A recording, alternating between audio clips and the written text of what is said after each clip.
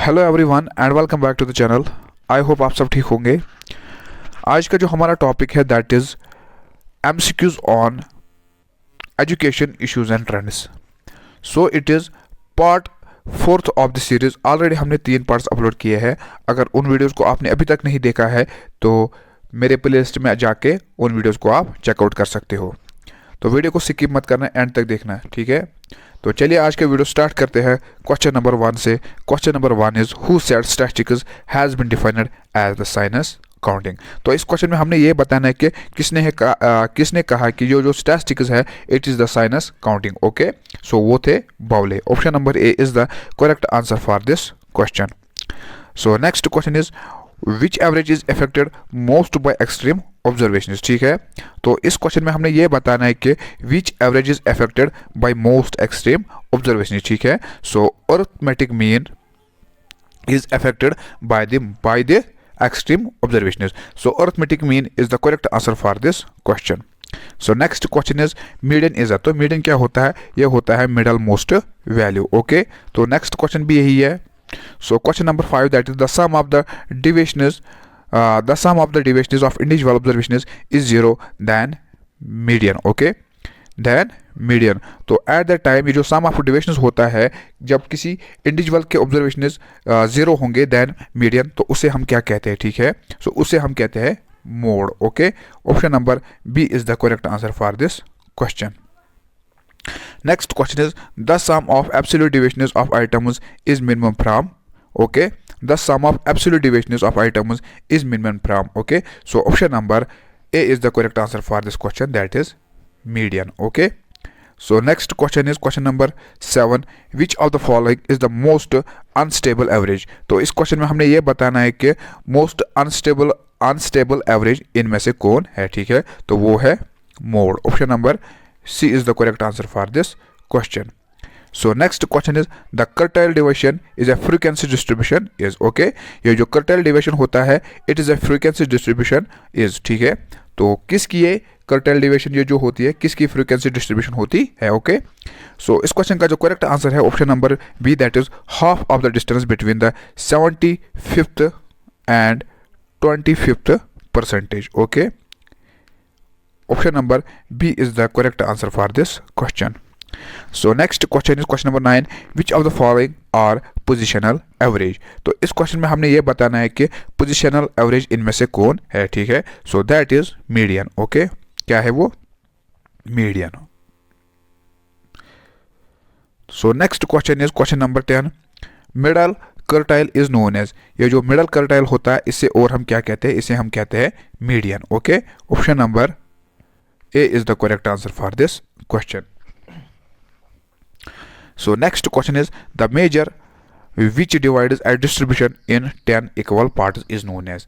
तो इस क्वेश्चन में हमने ये बताना है कि कोई ऐसा मेजर जो कि एक डिस्ट्रीब्यूशन को क्या डिवाइड करता है 10 इक्वल हिस्सों में। ठीक है, तो उसे हम कहते हैं decile. Okay, option number B is the correct answer for this question. ये जो क्वेश्चन है ये लास्ट ईयर पेपर में पूछा गया है। ठीक है, सो next question is the following can not be located with the help of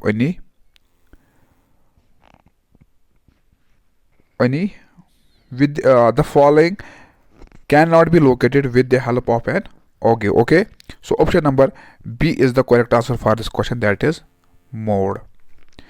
So next question is the quartile deviation includes। ये जो quartile deviation है it includes the central 50%. Okay, option number D is the correct answer for this question.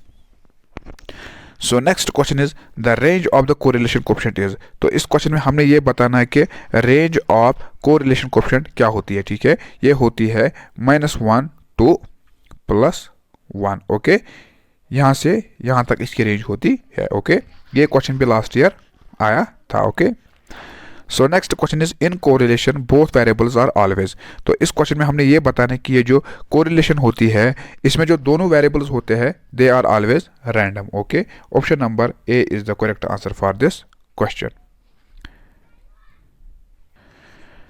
So next question is if two variables oppose each other then correlation is. तो इस question में हमने ये बताना है कि अगर दोनों वेरिएबल्स आपस में अपोजिट हो, ठीक है। मान के चलो कि कोई दो वेरिएबल्स है जो कि आपस में अपोजिट हो, ठीक है। तो एट द टाइम जो कि रिलेशन, ठीक है, जो कोरिलेशन बनेगी उस टाइम, उस कोरिलेशन को हम क्या कहते हैं? तो देखिए, जब भी दो वेरिएबल्स आपस में अपोजिट होंगे तो उस टाइम जो कोरिलेशन बनेगी उसे हम कहते हैं नेगेटिव कोरिलेशन। क्या कहते हैं हम? Negative correlation. Okay, option number B is the correct answer for this question. So next question is question number 17. The perfect negative correlation is signified by।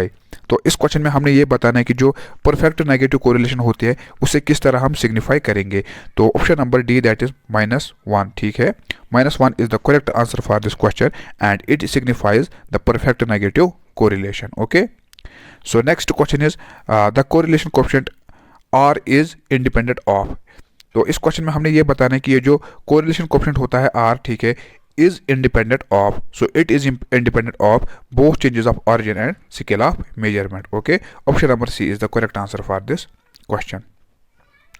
Next question is, if x and y are independent to each other, the coefficient of correlation is। तो इस question में हमने ये बताना है कि अगर x, ठीक है, x वेरिएबल या फिर y variable are independent to each other, ये दोनों इंडिपेंडेंट हो गए अपने आप पर, ठीक है, माने ईच अदर यानी अपने आप पे ये दोनों इंडिपेंडेंट हो गए, तो उस टाइम जो कोएफिशिएंट ऑफ कोरिलेशन है वो क्या होगा? तो वो होगा -1। Okay, so option number A is the correct answer for this. So उस टाइम जो उस टाइम जो कोरिलेशन होगा, ठीक है, वो होगा 0, ठीक है।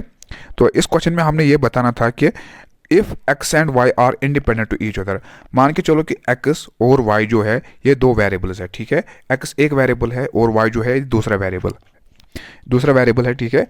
तो इस क्वेश्चन के अकॉर्डिंग अगर ये दोनों इंडिपेंडेंट होंगे ईच अदर, ठीक है, मतलब अपने आप पे इंडिपेंडेंट होंगे, उस टाइम जो कोएफिशिएंट ऑफ कोरिलेशन होगा वो क्या होगा? तो वो होगा 0। क्या होगा? 0, not 1। Okay, so option number B is the correct answer for this question. So next question is question number 20, that is the correlation coefficient between u is equal to x and v is equal to -x, and the correlation coefficient between these two variables is -1. Option number B is the correct answer for this question. Next question is coefficient of correlation is used to। तो इसे कहाँ पे हम इस्तेमाल करते हैं? So option number D, that is all of these। Okay, तो ये जो मेक प्रेडिक्शंस है, evaluate the degree of reliability and validity of tests, analyse factor, तो इन जगह पे हम जो कोएफिशिएंट होता है कोरिलेशन का, इसे इन जगह पे हम इस्तेमाल करते हैं। तो next question is that is the degree of relationship between A bivariate data is called. तो इससे हम कहते हैं correlation. Okay, so next question is question number 23, if A group of student having low intelligence has low level of achievement it is an example of. तो इस question में हमने ये बताना है कि इफ ए ग्रुप ऑफ, अगर कोई ग्रुप होगा स्टूडेंट्स का जिन्हें लो इंटेलिजेंस होगी, ठीक है, एंड जिन्हें लो इंटेलिजेंस होगी has low level of achievement, ठीक है, यानी अचीवमेंट की जो इनकी लेवल होगी वो भी लो होगी, तो so it is an example of. तो ये किस तरह की एग्जाम्पल है? तो it is an example of positive high degree correlation. Okay, so next question is partial correlation is calculated when. तो पार्शियल कोरिलेशन जो है इससे कैलकुलेट कब किया जाता है? When we want to nullify the effect of third variable on other two variables. Okay, option number A is the correct answer for this question.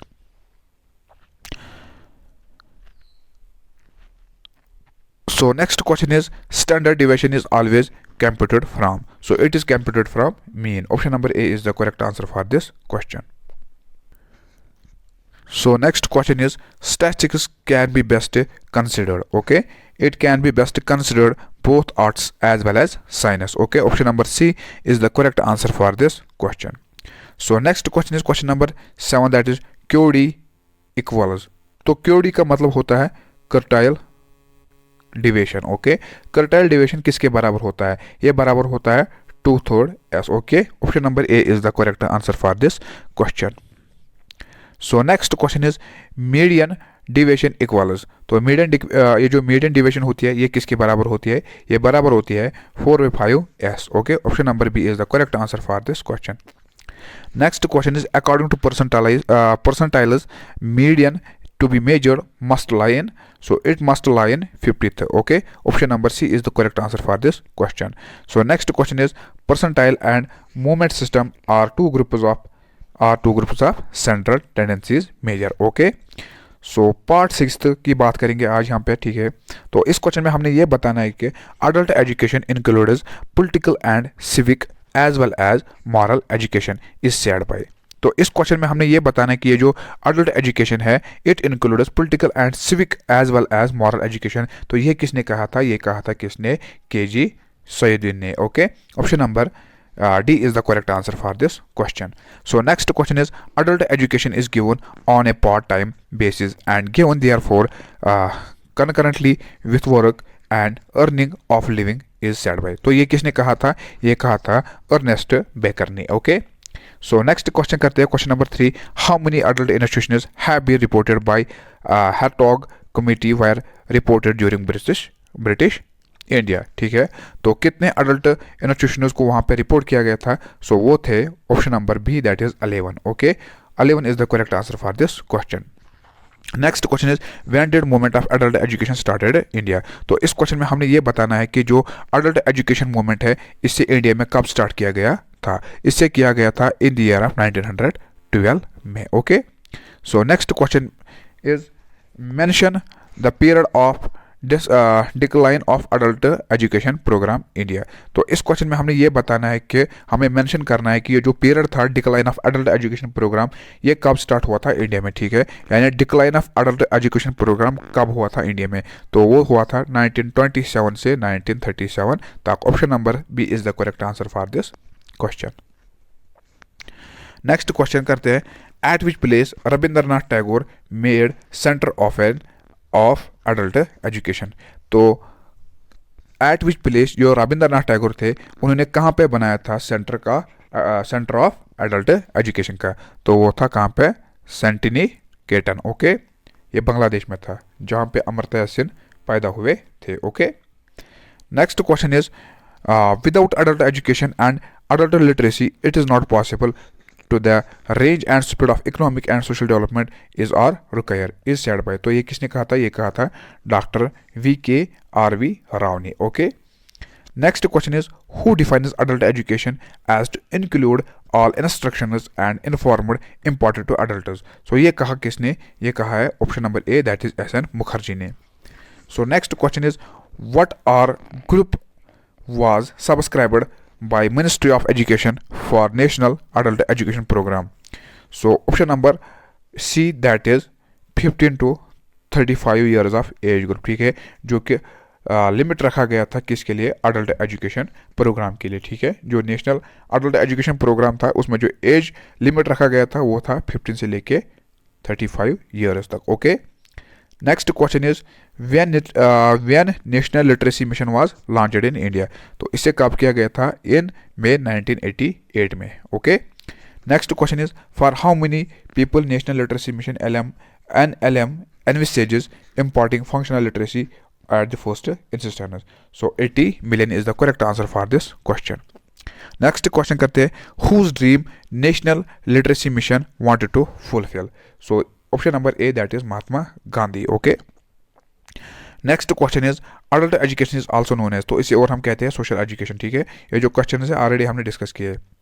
National adult education program was inaugurated on, तो इसे कब inaugurate किया गया था? 2 October 1978 में। Okay, next question is who was the prime minister of India when national adult education program was inaugurated. तो उस time जो यहाँ के प्राइम मिनिस्टर थे वो थे Shri Morarji Desai. Okay, next question is which political party was ruling the country when national adult programme came into existence. तो at that time Janata Party was in ruling. Okay, Janata Party was ruling party at that time. Okay, so next question is distance education describes those forms of education which teacher and learner carry out essential tasks apart from another। तो ये किसने कहा? ये कहा है D Keegan ने। Okay, so next question is distance education is distance education is a systematically organized form of study in which students counseling the presentation of learned material and securing and supervising of students success carried out by a term of teachers, each of whom responsible. It is made possible at a distance by means media which can cover long distances. It's said by. तो इस तरह का जो long question है ये नहीं आएगा, तो ये कहा किसने, डोहम ने. Option number A is the correct answer for this question, but I think it's not important for the exam point of view. Okay, so next question is in which category distance education follows. तो ये आता है non formal education में. Okay, तो distance education is, तो ये होता है economical. Okay, next question is the concept of distance education has emerged in various advance countries of the world to meet the new aspirations to meet the new aspirations of people is to the resultant of. So option number A, that is all the three above. It is resultant. Okay, next question is learning while you learn and earn while you learn. Okay, was slogan given by. तो इस जो slogan थी, ठीक है, learn while you learn and earn while you learn, तो ये दिया था किसने, महात्मा गांधी ने. Next question is distance education is very, तो ये होता है very flexible. Next question is who coined the term life long learning for the first time, तो ये थे कौन, लेस्ली वेटिकिनस. Okay, so next question is which professor carry forward the concept of life long learning, तो वो थे professor Clint Taylor. Okay, next question is who has given gestalt theory of learning, तो वो थे GB Shah. So next question is how many pillars of learning have been given in the Delhi report. So option number C is the correct answer for this question, that is 4. Next question is which state of India enjoys the highest literacy rate, तो वो है Kerala. Okay, तो कम कहाँ पे पाई जाती है, वो है Andhra Pradesh.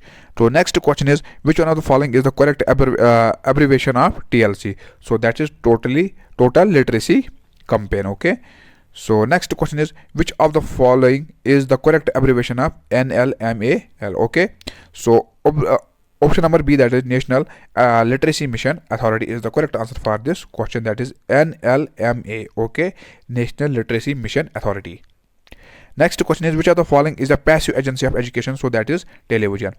So next question is education which is spontaneous and incidental is, so that is informal. Option number A is the correct answer for this question. Next question is non-formal education is, so non-formal education जो होता है, it's a part-time education. okay, so next question is in which year IGNOU came into existence, so it came existence in the year of September 1985. okay, in which year distance education through correspondence was started in USA universities of Wisconsin and Chicago. okay, option number A. Option number C is the correct answer for this question, that is in the year of 1980. Next question is which of the following rules for admission to Open University follows, so that is liberal admission rule is the correct answer for this question. Next question is distance education in India is also called as, इसे और हम कहते हैं open learning. ठीक है, next question is correspondence education is, तो ये भी होता है नॉन फॉर्मल एजुकेशन. ठीक है, next question is external system is the name of distance education in. ठीक है, तो ये कहाँ पे होता है, ये जो एक्सटर्नल सिस्टम होता है डिस्टेंस एजुकेशन का, जिस तरह हम डिस्टेंस एजुकेशन को यहाँ पे बोलते हैं डिस्टेंस एजुकेशन. ठीक है, तो ऑस्ट्रेलिया में उसे बोलते हैं एक्सटर्नल सिस्टम. ठीक है, सो next question is government of India sponsored non formal education scheme in the year, so Government of India sponsored non-formal education scheme. It was launched in the, ठीक है, in the year of 1979. okay, so that was all about today's topic. Hope you like this video. अगर video पसंद आए तो video को like कीजिए और अपने फ्रेंड्स के साथ शेयर कीजिए, और जो मेरी दूसरी चैनल है उसको भी सब्सक्राइब कीजिए, लिंक आपको डिस्क्रिप्शन में मिलेगी. मिलते हैं इंशाल्लाह नेक्स्ट वीडियो में, तब तक के लिए अल्लाह हाफिज़.